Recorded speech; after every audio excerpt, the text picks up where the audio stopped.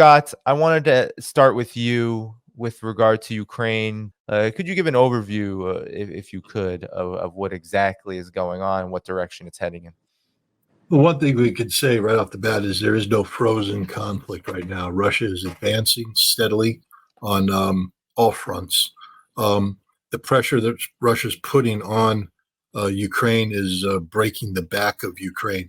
Ukraine has literally run out of troops. One of the reasons why Russia was able to advance 6.5 kilometers yesterday in a critical sector is because Ukraine didn't have any troops to counterattack with. They fell back to an intermediate line, didn't have enough troops. They had to fall back further. Ukraine's used to shuttling troops around the front.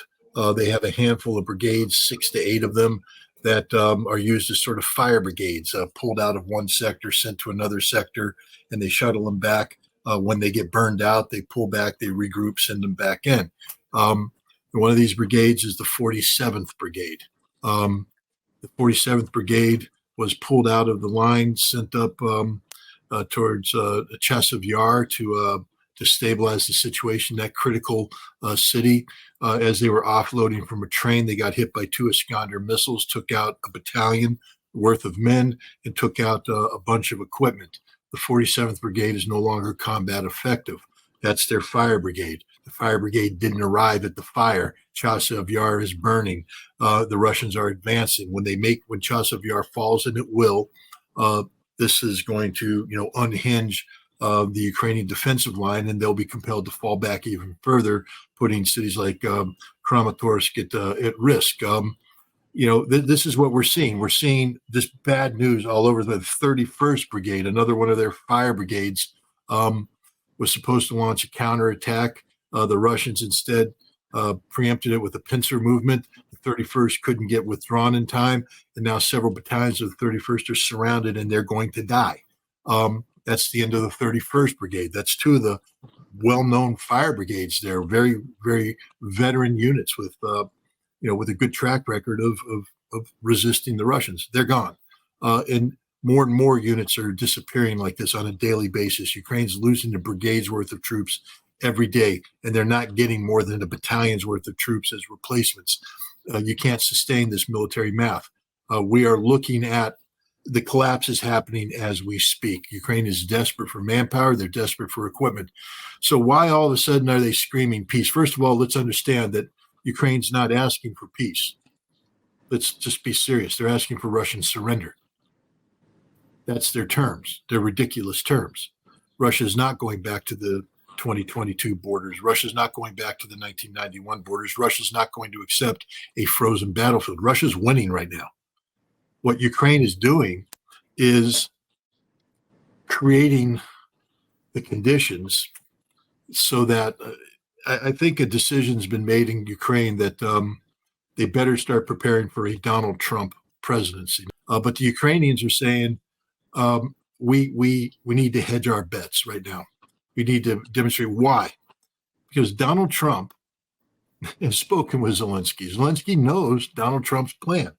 He knows that Trump who thinks he can solve this problem with a series of phone calls. Now, the first phone call would be to Zelensky that says, you have to accept the following conditions. Zelensky now is in a position of saying, I've already done it. I'm saying we're ready for this. We're ready for peace right now. But the conditions Trump wants to impose is to give Russia Crimea, but Russia has to give back Kherson, Zaporizhia, Donetsk, Lugansk. It's just not going to happen. Russia, I think, is in the process of saying, no, you don't seem to understand, Donald. We're taking Odessa, Kharkov, Dnipropetrovsk, and Mykolaiv as well. We might take Sumy just because we're really pissed off right now. And that's the direction Russia's heading. I mean, when you have Lavrov say he can't envision a peace that allows Russian populations to be governed by the Ukrainians anymore, that's the closest I've heard a senior Russian official saying that Odessa is going to be Russian. I think that's the reality. Ukraine should have taken Putin's peace plan when he put it on the table back, on the eve of their pathetic little peace summit in Switzerland. They didn't take it. And as Putin said, remember Ray McGovern's, rule number 1, listen to the Russians. They're going to tell you what they're going to do. And Putin said, if you don't take it, it's off the table, and you're never getting it back. And what you're going to get is much worse. It'll be we will dictate unconditional terms of surrender. That's it. That's the only way this war ends. Trump, though, has said if Ukraine agrees to the peace formula, then he will make a phone call to Putin. Okay, and he will tell Putin that Putin has to, give back the new territories. They can have Crimea, and Putin will tell Trump to pound sand. And then Trump's response is, "We will flood Ukraine with weapons," which is what Ukraine wants. So all this talk about peace and everything, Ukraine is trying to set the conditions that will compel Donald Trump to flood Ukraine with weapons. The bad news for Ukraine is that America doesn't have weapons to flood Ukraine with.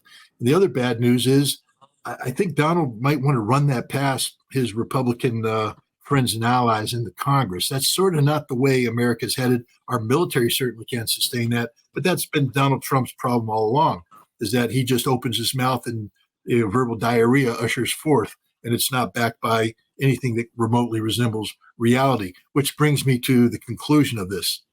This war is going to be won by Russia.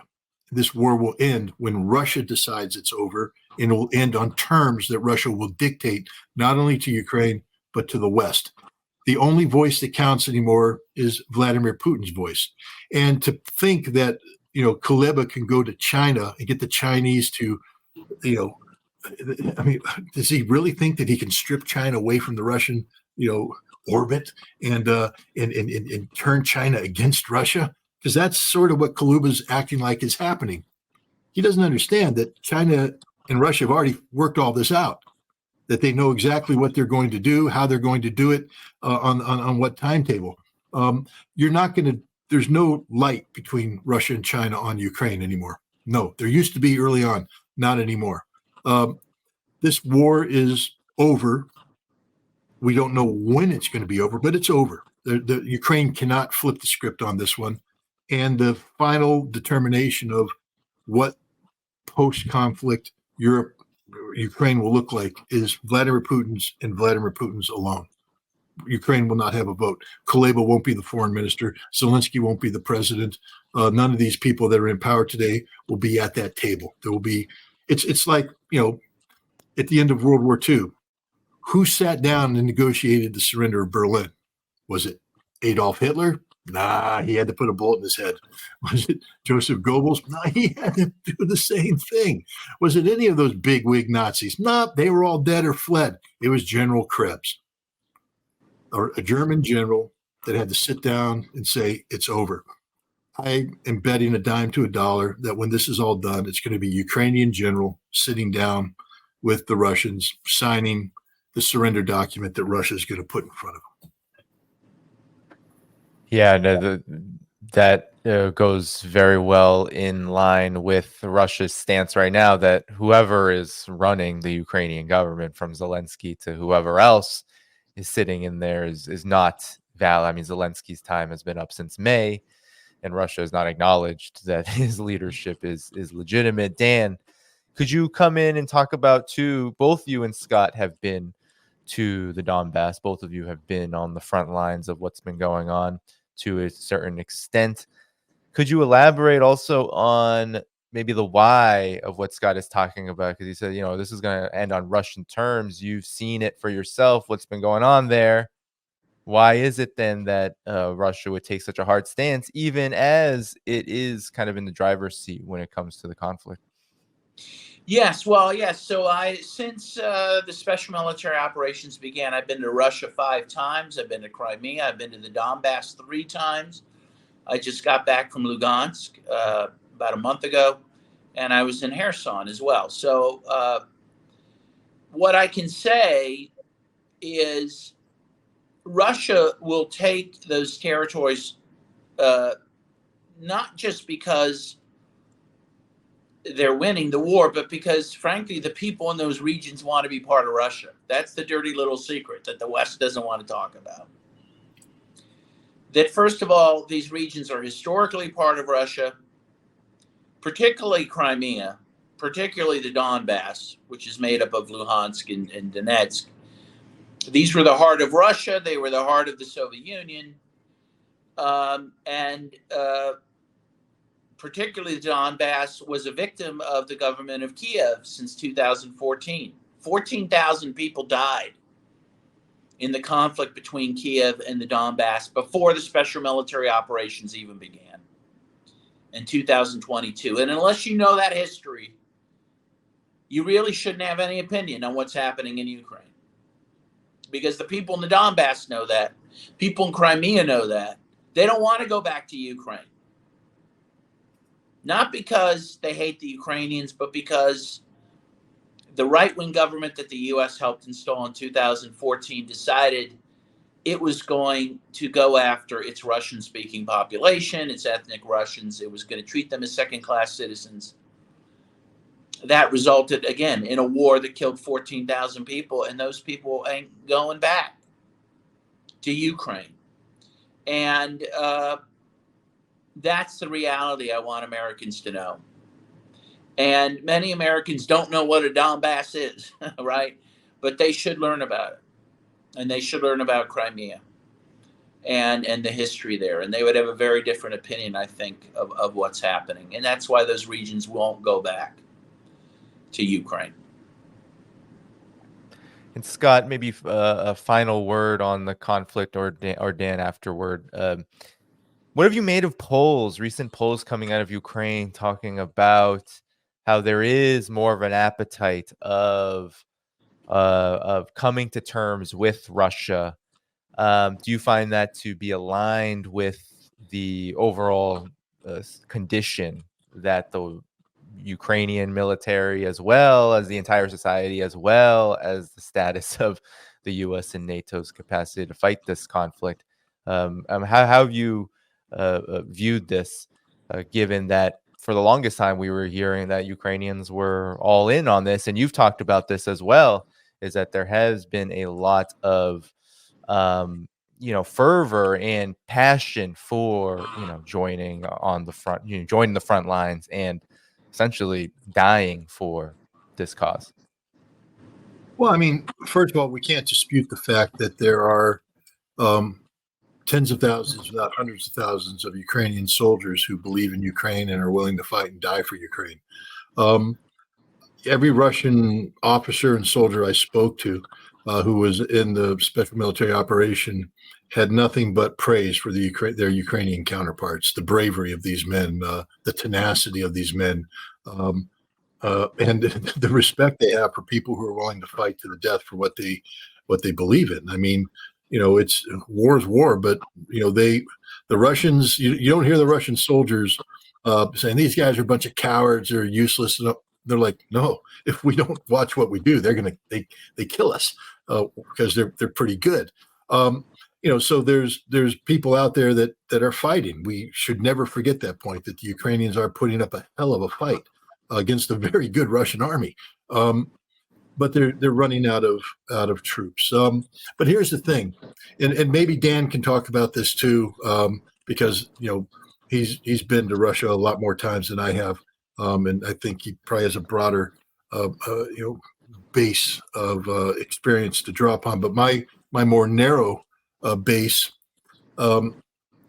has me comparing and contrasting, even as recent as May of last year, 2023. What I would call sympathy in Russia for the Ukrainians, empathy even, compassion. There was not, the Russian people weren't hard against the Ukrainians. They were still coming to grips with this war, but it was mainly their ire was directed towards NATO, towards the West, and they weren't holding Ukraine accountable for that. I don't think that situation exists today. This is my take. And again, Dan can correct me if I'm wrong, and I'm willing to be wrong because I don't claim to know everything about Russia. But my sense is that there's been a hardening of Russia towards the Ukrainians, and that the direction that the Russian people are is finish this war regardless of the cost to Ukraine. And they're not asking for war crimes. They're not asking for this, but the day of worrying about, the suffering of the Ukrainian people is long past. The Russians have buried too many Russians. and they want this war to end, and they don't care. The reason why I brought that up is the polls don't matter anymore. Russia doesn't care anymore. There was a time when polls like that might have resonated inside Russia, generated some discussion. But from my perspective, the Russian people have just become hard. Look, I've seen it even here in the United States. I've watched the attitude of the Russian ambassador and the Russian embassy shift dramatically from a time when their number one priority was how to get the American people inoculated against the disease of Russophobia. They wanted to win the hearts and minds of the American people. And today they don't care. They don't give a damn about us. I mean, they're just like, the hell with you.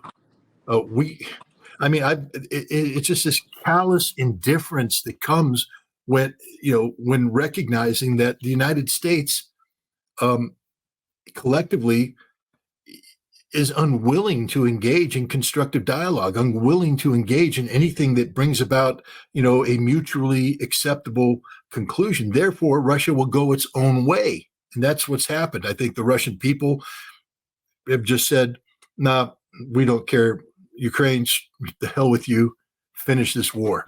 And the Russian diplomats are saying, look, America doesn't want to be constructive, doesn't want to engage, then the hell with America. I don't think the Russians are losing too much sleep about Russophobia in America today. I think there's like, yep, that's a disease. It's like hydrophobia. Let it kill America. We don't care anymore. We've moved on. We got BRICS. We got Eurasia. We've got all this other stuff happening that's expanding our interaction in the world today. And I'll just leave you with one last observation that was just a very fascinating observation I got from a Russian professor recently. Normally, when I interview Russians, it's the purpose of it is going back to my idea of trying to inoculate Americans against Russophobia is to get the Russian perspective about Russia so they can empower me, empower people who are listening, so we have an understanding about Russia. But I decided that given what was happening in America, I wanted to get the Russian perspective about my country, what was going on. And the most fascinating observation was made, and it's one that I think everybody should reflect on. He said that he was a man who was alive when the Soviet Union fell. He was a man that experienced, the Soviet Union during the latter stages of perestroika, the collapse of Soviet society. And he said, when we look at America today, we see the Soviet Union at the end of perestroika. We're seeing the collapse of American society. And I was taken aback. I'm like, no. What the hell are you talking about? And then I reflect on it. This election is crazy. An assassination attempt that may have been orchestrated by elements of the U.S. government. A soft coup that was definitely orchestrated by elements of the U.S. government. The weaponization of a judiciary, society firmly divided, $36 trillion in debt, unsustainable economic. The guy's right. Again, Ray McGovern always said, listen to the Russians. They'll tell you something, and you should keep it in mind.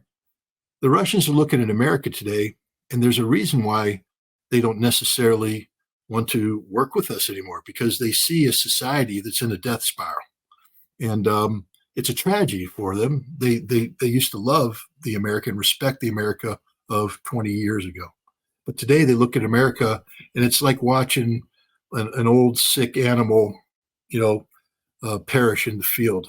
You can't save it. It's going to die. And it's a tragedy because at one time you loved that animal. Russia's looking at America and they're watching us die. And for an American who loves my country, that was a very, very difficult observation to hear, and a more difficult reality to start acknowledging as I reflected on what the guy said. Yes, Dan. Thanks, Scott. Final comment on, I know Scott wanted to bring you in. So final word before, and then we'll go over some super chats and close. You're muted. There you go. Yeah. So I will after I end my remarks, I will go. It's 5:30 in the morning here, so I'm about to begin my day. But I will just end. First of all, I agree, Scott, with everything you said. And what I'll say is that one of the great tragedies here is that Russia wanted to be part of the West, wanted to be part of Europe, dating back to Peter the Great, right? And the Russians fully thought after the Soviet Union collapsed that they would be admitted back into the West and into Europe. And it wasn't Russia that decided that that wasn't going to happen. It was the West that said, no, we don't want you. And it took a long time for the Russians to wake up to the fact that they weren't wanted by the West. And they know that now. And as you say, they could live without us now. They will, in the end, forgive us. They're very forgiving people. We will be friends again, as we've been historically. You know, the Russians supported the Revolutionary War, supported Lincoln in the Civil War, of course, played a huge role in defeating the Nazis in World War II. Russia should be our friend, but they could live without us now because they know how much the West hates them, and it's a terrible thing. But at the end of the day, we will deal with Russia again, and they will deal with us. But it will be on different terms. They will not come back as beggars. That's for sure. And they will demand respect, which they deserve, of course. And we will have to learn to respect them. Thank you for tuning in to my latest video. I appreciate all of your support. This channel, however, needs your help. I am seeking to make this channel more sustainable in the long term and upgrade necessary equipment to ensure that this work continues onward and makes progress to give you all of the geopolitical analysis that you all deserve. For that reason, I'm asking you to become a member of my Patreon community at patreon.com/DannyDhaiphong. You can find that link in the video description or in the pinned comment below. For whatever amount you choose to give, just know you are supporting independent media that you can't find anywhere else. Thank you so much, and I look forward to the next video.